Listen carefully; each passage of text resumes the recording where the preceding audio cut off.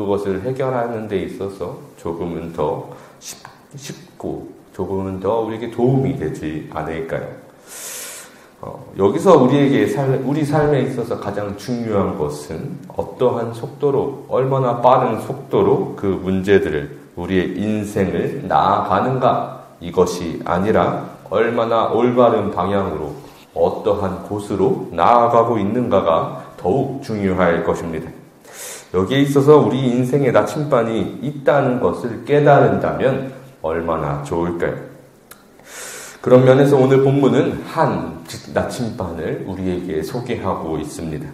오늘 본문은 하나님의 인자하심을 찬양하며 시작합니다.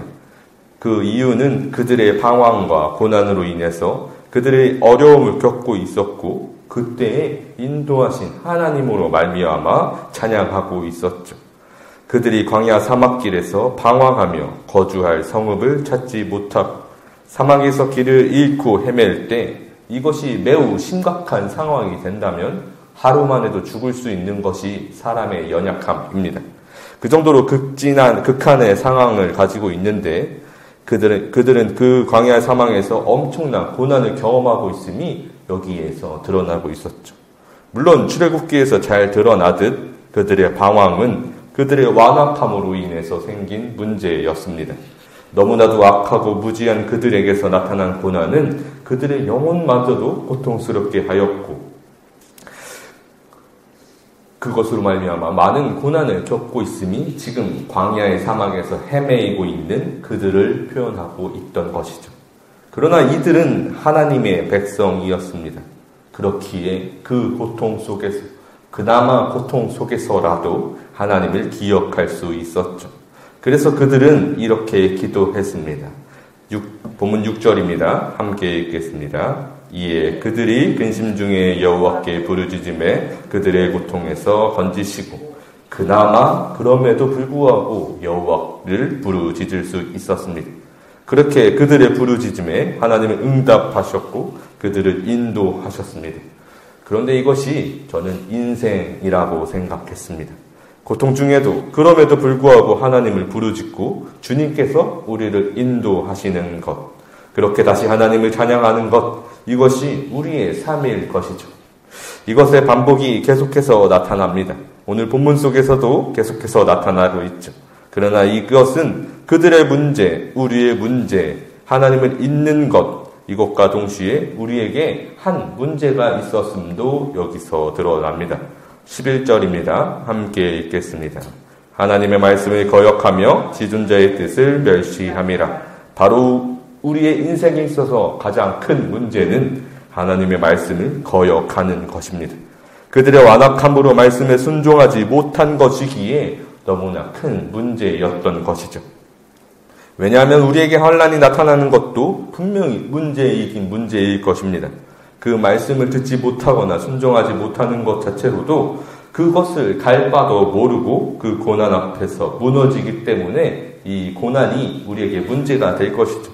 그러나 오늘 본문에서 일어나는 모든 기적들은 말씀이 그들을 건져내고 있음을 우리가 주목해야 합니다. 그래서 이 말씀 앞에 우리가 어떻게 서 있는지를 반드시 점검해야 하죠. 20절입니다. 함께 읽겠습니다. 그가 그의 말씀을 보내어 그들을 고치시고 위험한 지경에서 건지시는도다. 아멘. 하나님은 늘 우리에게 말씀으로 인도하고 계십니다. 이것이 우리의 나침반이며 우리가 가야 할 길일 것이죠. 오늘 본문은 분명하게 이것을 말하고 있습니다. 우리가 그 말씀을 거역할 때 고난이 나타난다고, 그것으로 그치지 않고 우리가 그 고난을 이겨낼 힘조차도 없을 것이라고 말이죠. 사막에서 강을 찾을 방도가 없으며 폭풍우 속에서 바다를 잠잠히 할 방도가 우리에겐 없습니다. 강이 변하여 광야가 될 수 없고 샘이 변하여 마른 땅이 될 수 있는 것도 우리의 능력으로, 우리의 권한 안에서는 결코 없죠. 그러나 말씀으로써 하나님께서는 이렇게 하고 계십니다. 33절에서 여호와께서는 강이 변하여 광야가 되게 하시며 샘이 변하여 마른 땅이 되게 하시며, 우리는 그 어떠한 것도 할 수 없으나 여호와께서는 말씀으로 그 모든 것을 이뤄내시죠. 하나님께서는 이 모든 천지 만물을 말씀으로 창조하셨습니다. 요한복음에서 만물이 그로 말미암아 지은 바 되었으니 지은 것이 하나도 그가 없이는 된 것이 없느니라. 그리고 마침내 우리에게 그 말씀이 거하셨습니다.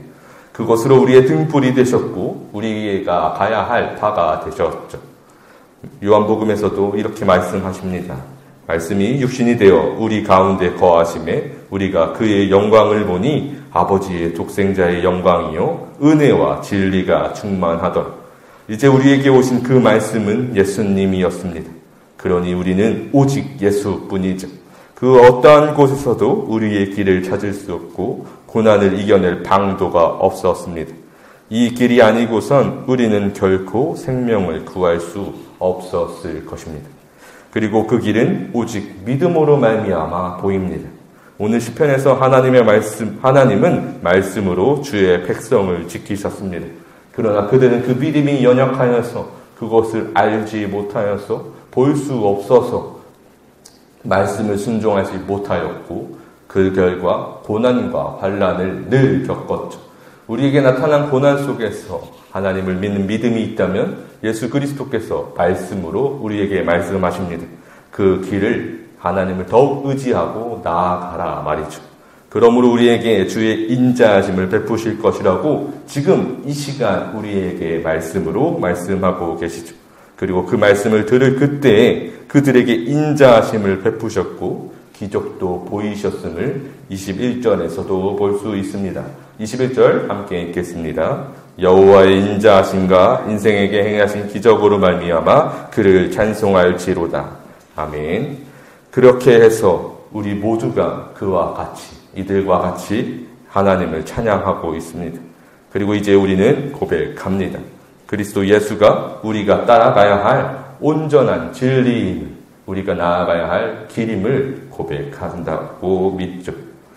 그러면 이제 오직 우리는 이 말씀에 순종해야 할 때입니다. 하나님이 보내신 이 말씀 안에서 우리의 길을 찾아야 할 것이죠. 그리고 예수 그리스도는 우리 안에서 고난을 이길 힘을 주고 계신다고 역경을 넘을 능력을 우리에게 주신다는 것도 볼 수 있을 것입니다. 그러니 우리는 날마다 늘 우리의 믿음을 점검해야 합니다. 하나님의 말씀이 함께 하심을 믿고 예수 그리스도를 믿어서 결국 주의 인자하심이 우리를 구원하신다는 그 사실을 믿는 것. 그래서 우리의 인생의 방향을 늘 믿음으로 말미암아 오직 말씀을 따라 살아가는 것. 이것이 우리 인생의 나침반이 되는 것이 그것만이 진정한 소망입니다. 더욱 주의 말씀을 의지하고 날마다 나아가실 수 있는 저와 여러분이기를 간절히 소망합니다. 잠시 기도하겠습니다.